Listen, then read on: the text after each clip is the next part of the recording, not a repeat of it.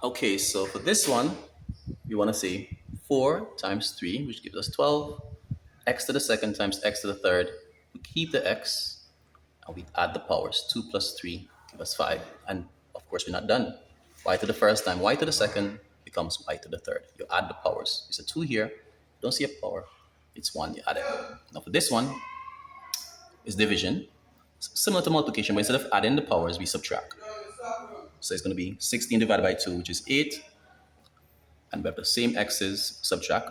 3 minus 2 give us 1, so that's x to the 1. 5 minus 3 give us 2. So it's y, keep 1. All right, keep y. And then 5 minus 3 is 2. For this one, we call it the power rule. So this, by the way, this is product rule, all right, applied. This is quotient rule applied to the laws of indices. And then this is going to be power rule, because this is 5 that we initially have here. Just 5, x cubed, y fifth, y to the fifth. So what we do, we're going to multiply the powers only. So quantity raised to the power, you multiply their powers, right? So it'd be 1 times 2, which is going to be 2. So it's 5 to the second, which is 5 fives, 25. With 3 2's, which is 6. So it's x to the 6. And it's going to be 5 times 2, which is 10. So it's y to the 10.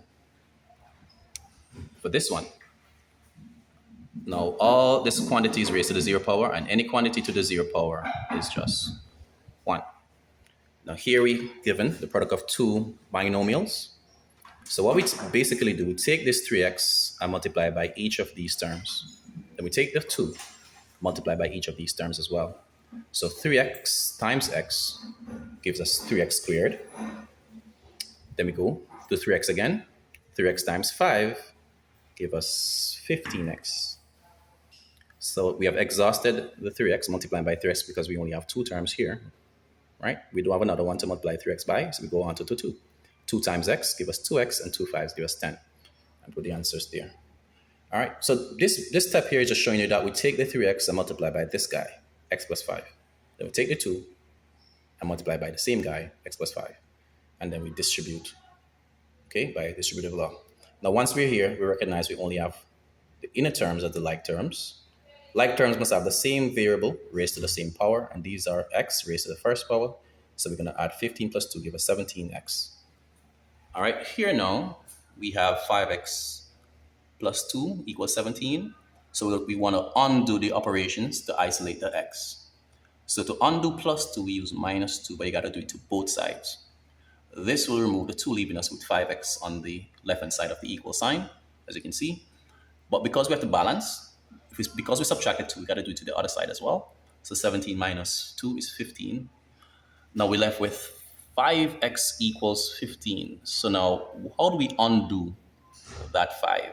5 is multiplying x. So to undo multiplication, we use division. So that's what this line means, dividing by 5.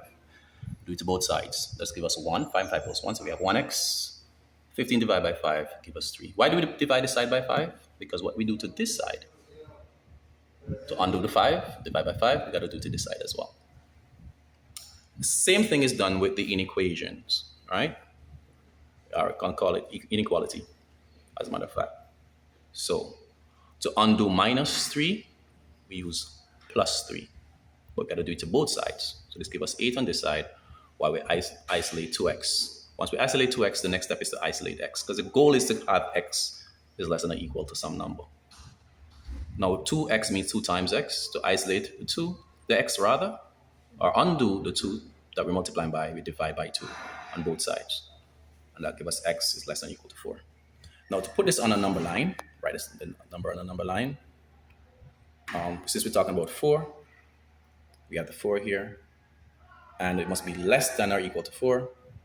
All right? So that numbers less than 4 are to the left of 4. So the arrow goes that way. And you can pay attention to this arrow and the less than sign. So they're basically heading the same direction, right? Okay, if you want, you can put some numbers like 3, 2, and so forth. If you want to put some numbers here, 5, 6, etc. It's fine as well. All right, for this one now, how do we solve something like this simultaneously? So what we're going to do, x is equal to 4, 2x plus 5, y equals 18. We're going to substitute the x equals 4 in this equation. Okay, we're told x is equal to 4. So we're going to put x, replace x, or substitute x with 4. 2x means 2 times x. And so this is 2 times 4. And one way to do that is replace x with bracket, put brackets, put the 4 in. So this is still showing 2 times the value of x, which is 4. Okay, so notice again, you have two equations. This one is given as x equal 4, which means we can put or replace x with 4. 2 4 is 8. So it's 8 plus 5y equals 18. And that's what we have here. 8 plus 5y equals 18. Okay, so now we need to do something similar to how we did these in isolating the variable, in this case y.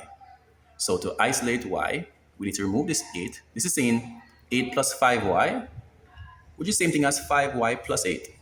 So to remove the plus 8, we use minus 8. I'm going to do it to both sides.